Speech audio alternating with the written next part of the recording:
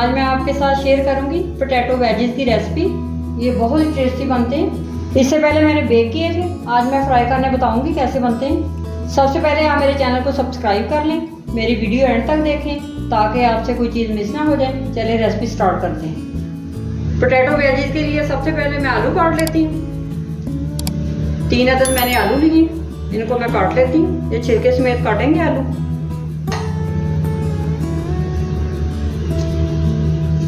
इस तरह से काट के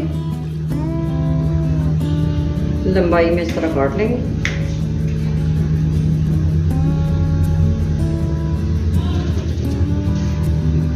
इस तरह से काटने हैं आलू।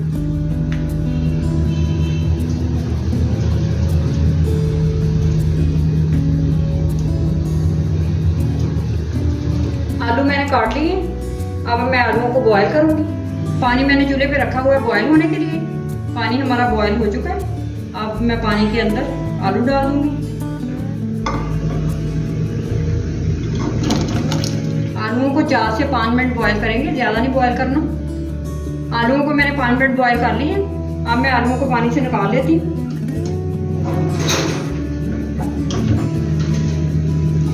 पोटैटो वेजिस के लिए अब मैं मसाला तैयार करती हूँ।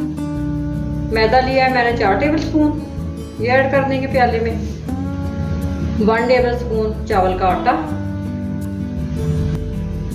नमक मैंने लिया 1/2 tea spoon. Chicken powder 1/2 tea spoon. लहसुन का पाउडर 1/2 टी स्पून। कुटी हुई लाल मिर्च 1 tea spoon. Paprika powder 1/2 tea spoon, ये भी ऐड कर देंगे साथ ही। अब इन सारे मसालों को अच्छी तरह मिक्स कर लेंगे। अब मैं मसालों को साइड पे रखती हूँ। एक बाउल के अंदर आलू ऐड करेंगे जो मैंने बॉईल करके रखे हुए थे। अब मैं आलूओं के ऊपर मसाला ऐड करूंगी। इस तरह से लगा लेंगे आलूओं को।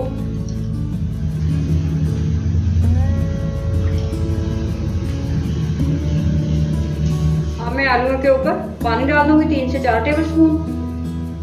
इस तरह से पानी डाल देंगे ताकि मसाला अच्छी तरह लग जाए। अब आलूओं को अच्छी तरह मिक्स करते हुए हिला लेंगे इस तरह से।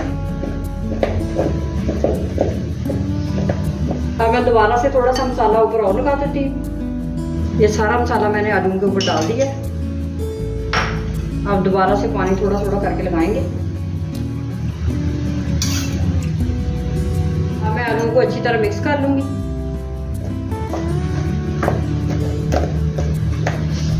इसी तरह हिला हिला के मिक्स करना है ताकि आलूओं के ऊपर अच्छी तरह कोटिंग हो जाए मसाले की। मसाला अच्छी तरह लग गया आलूओं के ऊपर। अब मैं आलूओं को फ्राई करूंगी। ऑयल मैंने चूल्हे पे रखा हुआ है गर्म होने के लिए। ऑयल हमारा गर्म हो चुका है। अब आलूओं को डीप फ्राई करेंगे मीडियम आग में। इस तरह एक एक करके डाल देंगे।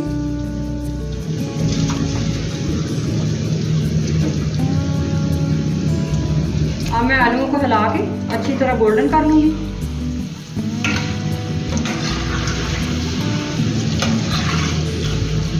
वेजिस हमारे गोल्डन हो चुके हैं। अब मैं इनको निकाल लेती हूँ। ये बहुत ही अच्छे और क्रिस्पी तैयार हुए।